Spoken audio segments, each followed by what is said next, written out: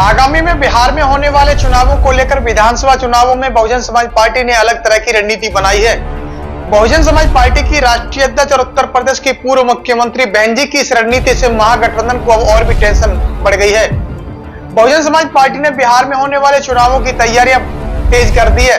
BSP chief बहन जी ने पदाधिकारियों को पार्टी को मजबूत करने धरातल पर उतारा है, जिसमें बीएसपी राज्यसभा सांसद और राष्ट्रीय संयोजक रामजी गौतम ने आगामी विधानसभा चुनावों को लेकर के कहा कि सभी 243 विधानसभा सीटों पर अकेले बीएसपी चुनाव लड़ेगी और किसी भी दल से गठबंधन नहीं करेगी।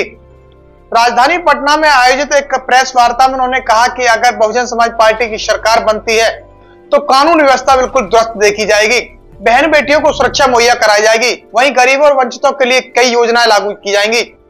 उन्होंने जोर देकर यह भी कहा कि बीएसपी समाज के अंतिम पायदान पर खड़े व्यक्ति के हक, अधिकार और सम्मान के लिए काम करती रही है और आगे भी इसी तरह काम करती रहेगी।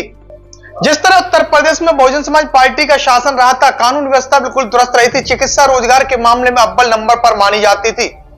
सांसद रामजी गौतम ने कहा कि 26 जून को बापू सभागार पटना में छत्रपति महाराज की जयंती पर विशेष कार्यक्रम आयोजित किया जाएगा, जिसमें बड़ी संख्या में कार्यकर्ता और आम लोग भी जुटेंगे। बीएसपी के केंद्रीय प्रभारी अनिल कुमार ने लोक जनशक्ति पार्टी रामविलास के अध्यक्ष चिराग पासवान पर निशाना साधा। उन्होंने कहा कि यदि चिराग पासवान वाकई में बिहार की राजनीति में सक्रिय होना चाहते हैं तो उन्हें राज्य के गरीबों, दलितों और शोषित वर्गों पर हो रहे अत्याचार को देखना चाहिए। उन्होंने आगे यह भी कहा कि बिहार में अपराध चरम पर है, अपराधी बेलगाम हो गए और प्रशासन की पकड़ कमजोर पड़ गई है।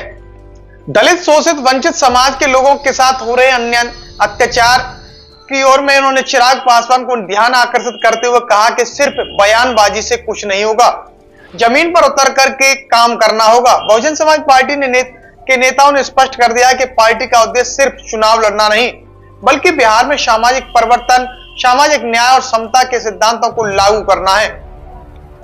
बीएसपी पार्टी अब मजबूती के साथ में बिहार में विकल्प बनने के लिए तैयार है और इस मौके पर बसपा के केंद्रीय प्रदेश प्रभारी सुरेश राव और प्रदेश अध्यक्ष शंकर राव महतो भी उपस्थित थे।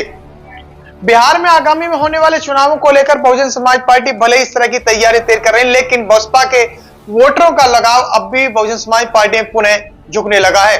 जिस तरह से उत्तर प्रदेश की पूर्व मुख्यमंत्री बहन जी मायावती ने उत्तर प्रदेश में शिक्षा, चिकित्सा, रोजगार एवं कानून व्यवस्था के नाम पर अपना नाम कमाया, वहीं अब बिहार में भी इस तरह की तैयारियां तेज हो गई हैं।